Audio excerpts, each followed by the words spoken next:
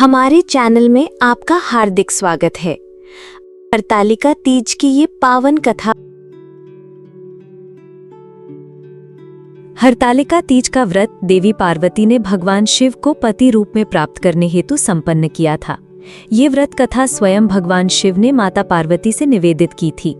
हरतालिका तीज का व्रत करने वाली महिलाएं इस पवित्र कथा का श्रवण या पाठ अवश्य करें, अन्यथा व्रत का संपूर्ण फल प्राप्त नहीं होता। विस्तार पूर्वक जाने हरतालिका तीज के व्रत की संपूर्ण कथा।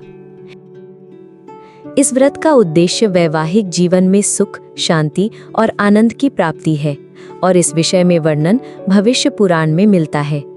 हरतालिका व्रत का पालन करने वाली साधिकाएं इस कथा का पाठ करना चाहिए या उसे श्रवण करना चाहिए।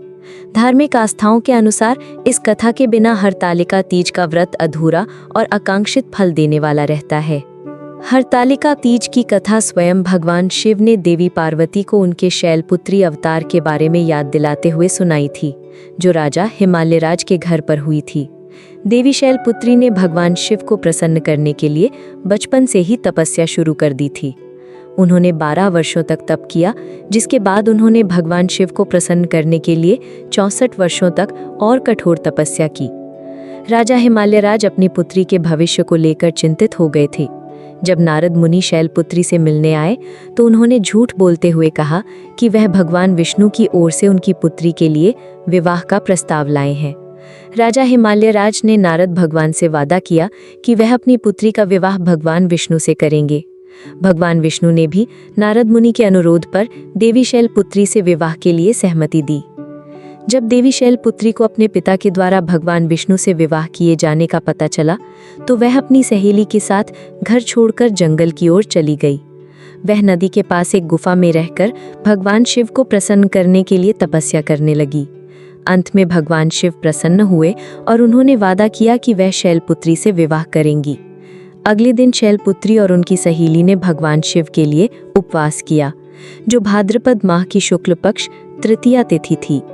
राजा हिमालयराज अपनी पुत्री के बारे में चिंतित थे, क्योंकि उन्हें लगता था कि कोई उनकी पुत्री का अपहरण कर ले गया है। राजा हिमालयराज अपनी सेना के साथ शैलपुत्री को हर जगह ढूंढने निकले।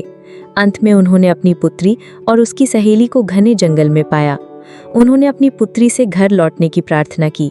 शैलपुत्री ने कहा कि वह तभी घर लौटेंगी जब वह अपने पिता से ये वादा लेंगी कि वह उनका विवाह भगवान शिव से करेंगे।